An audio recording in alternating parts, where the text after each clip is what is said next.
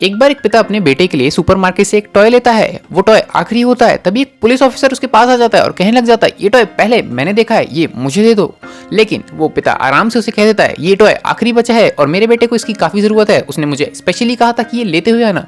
जिसे सुनने के बाद वो पुलिस ऑफिसर कहने लग जाता है कि ये टॉय मुझे दे दो, मैंने पहले देखा था और मुझे ये चाहिए चाहिए, वरना तुम्हारे साथ अच्छा नहीं होगा। इतना सब कुछ वो आदमी सुनता ही है और बिना कुछ कहे अपना रास्ता नापते हुए निकल लेता है वहां से। इतना होता ही है तभी वो पीछे से एक और बार कहता है कि तुम मुझे टॉय दे दो, वरना तुम्हारे लिए जो होगा उसके लिए तुम खुद जिम्मेदार होगे। ये सब वो आदमी टोटली इग्नोर करते हुए कैशियर के पास चला जाता है अपना बिल कराने के लिए। तभी वो पुलिस ऑफिसर वापस आ जाता है और अपना बैज और गन दिखाते हुए उसे कहता है कि चलो मेरे साथ, तुमने कुछ गलत किया है। क्योंकि वो पुलिस ऑफिसर होता है तो उस आदमी को उसके पास जाना ही पड़ता है, क्योंकि उसके पास काफी पावर होती है स्टोर के अंदर। जिसके बाद जब दोनों मैनेजर के पास जाते हैं तब पुलिस ऑफिसर उसके ऊपर नकली आरोप लगाते हुए कहने लग जाता है कि इसने मेरे सामने एक टॉय चुराने की कोशिश की थी और जैसे इसने मुझे देख लिया था तो इसने चुपचाप उसे रख भी दिया था, जो कि एक्चुअली में हुआ भी नहीं था। लेकिन क्योंकि वो पुलिस ऑफिसर था तो मैनेजर उसकी बातों में आ जाता है और सोचने लग जाता है कि शायद इसने सही में चुराया होगा, और कहने लग जाता है इस आदमी से, अगर तुमने चोरी करने की कोशिश भी की है तो हम तुम्हें उसके लिए बैन कर देंगे ताकि तुम इस दर से कुछ भी ना खरीद पाओ।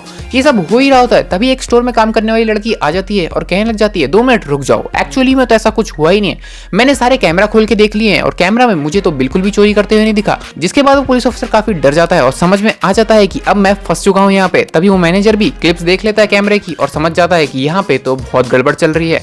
जिसके बाद वो उस आदमी से माफी मांगता है, उसके बाद उसे एक 50% ऑफ का कूपन दे देता है और कहने लग जाता है, सर हमसे बहुत बड़ी गलती हो गई, ये कूपन आप रखिए और इससे जो खरीदना आप खरीदिए। उसके बाद वो पिता अपने बेटे के लिए और भी टॉयज खरीद लेता है, वो भी सिर्फ आधे दाम पे, जिससे उसे समझ आता है कि सच्चाई की हमेशा जीत तो होती है लेकिन कभी कभार फायदा भी हो जाता है।